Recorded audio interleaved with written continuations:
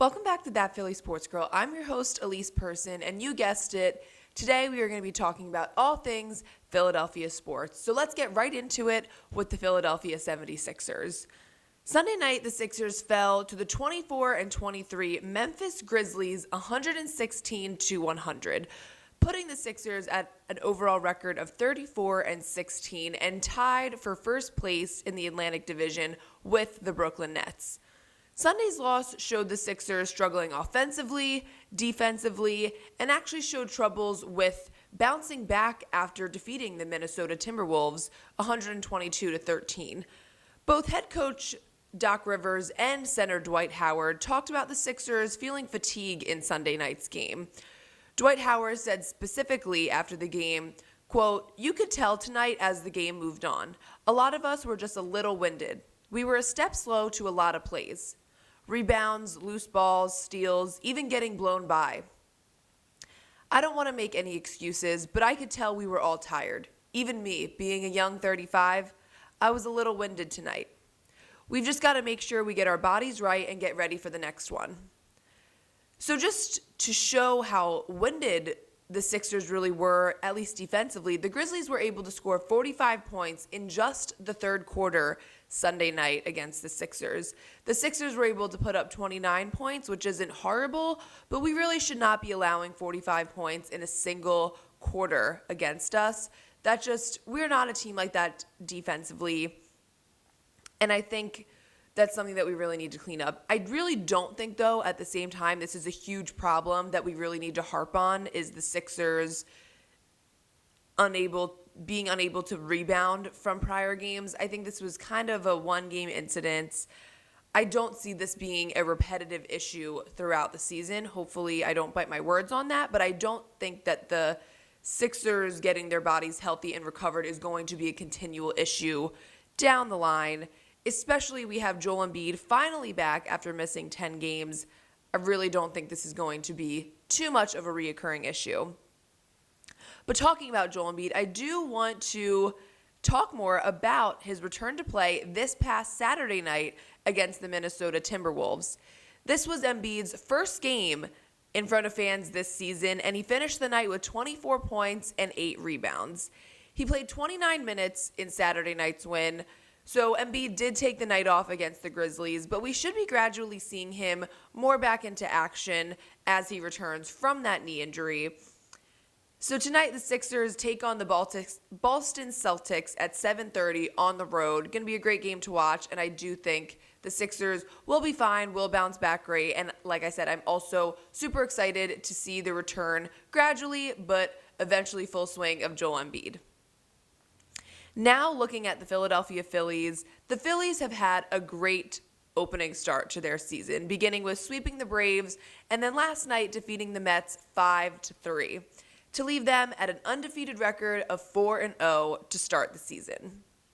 The bullpen looked great throughout the 3-game sweep of the Braves, which is super exciting for me, for fans, because this was a little bit of an issue coming off last season, and it's really excited to see the bullpen looking great to start the season.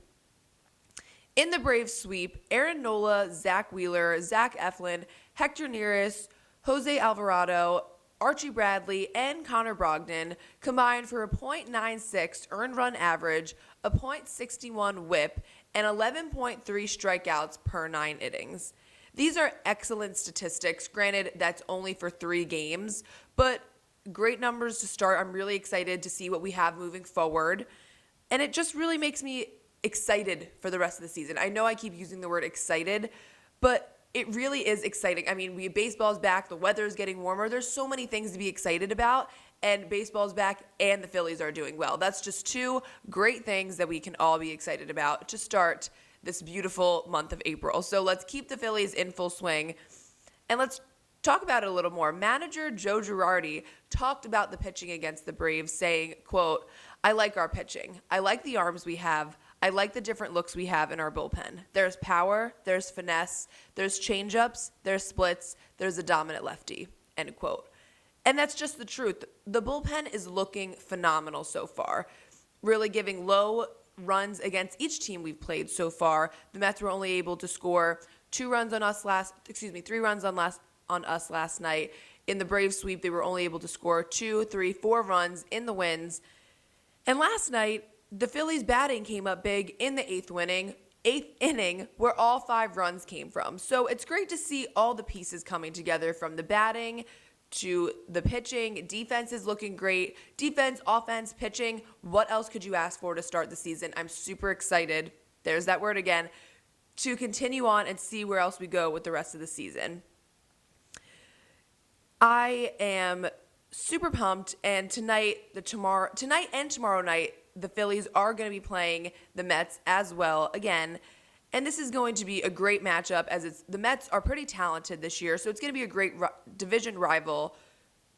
So hopefully we can continue to have success against them, and I'm really excited to watch those games.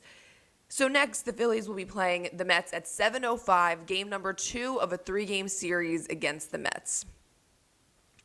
Now moving on to the Flyers. The Flyers defeated the Boston Bruins 3-2 in overtime last night in the first of 3 games against the Bruins this week. This is the first time this season the Flyers have defeated the Bruins, and it comes at a very important time where the Flyers need some wins against the Bruins if they want to make a playoff appearance. In the win, Sean Couturier, Travis Konecny, and Travis Sanheim each added a goal in the win, but Sanheim added the overtime winning goal. Brian Elliott was in net for the Flyers and had a great night, making 27 saves on 29 shots. Like I had briefly mentioned, this is a huge win for the Flyers as they are chasing a playoff appearance. The Bruins are currently in 4th place in the East Division, and just to remind you, the way the NHL playoffs will be working this year is each division sends the top 4 teams to compete in the playoffs. So there will be a total of 16 teams in the postseason this year.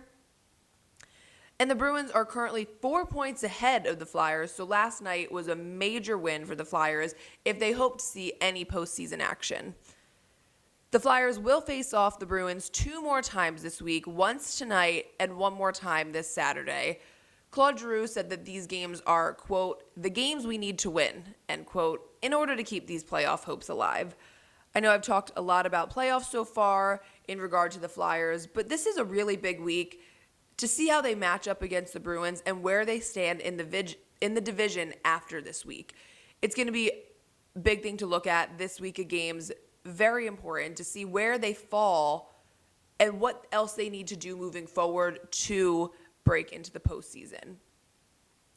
However, I want to talk about something else. The big topic of conversation is also the April 12th trade deadline and what the Flyers should or rather should not do. Even though we are coming off a big win, the Flyers are still having some major flaws in the defensive and goaltending position. Last night's win snaps a 2-game losing streak, with one including a 6-1 loss to the Sabres.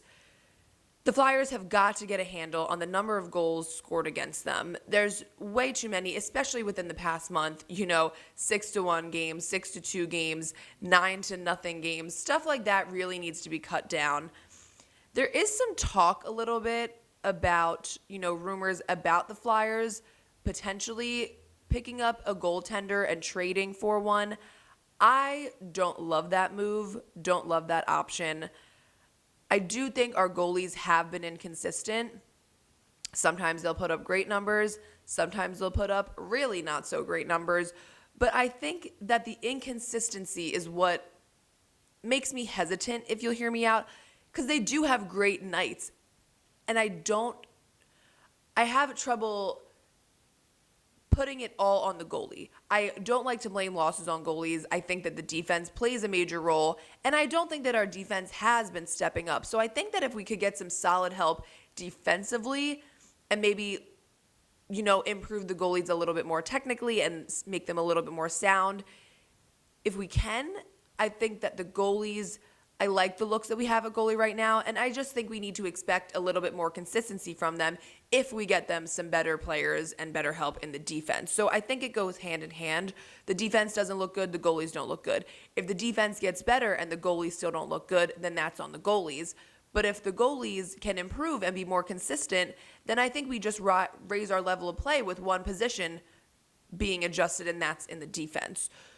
So I just think that we need to improve the defense and also expect consistency from our goalies, whether that's consistency in a good way or consistency in a bad way. Regardless, I don't mind it because then we know where we stand.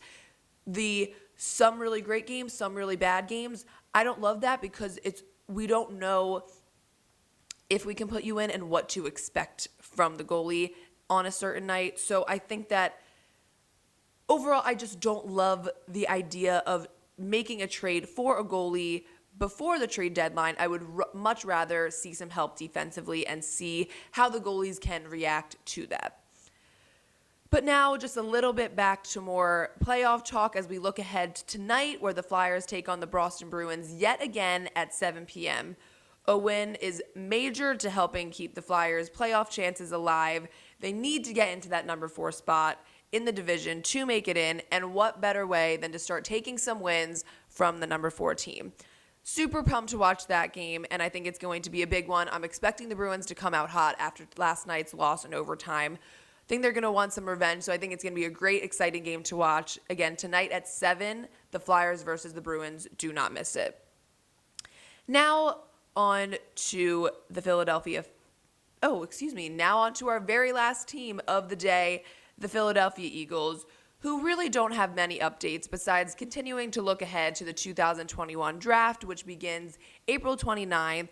The Eagles really haven't had many major additions within the first couple weeks of the free agency, but important to note, the Eagles currently have over $6.4 million in available cap space for the 2021 season. So that's going to do it for today. I'm Elise Person. Thank you so much for tuning in to That Philly Sports Girl, and we'll see you 2 weeks from now.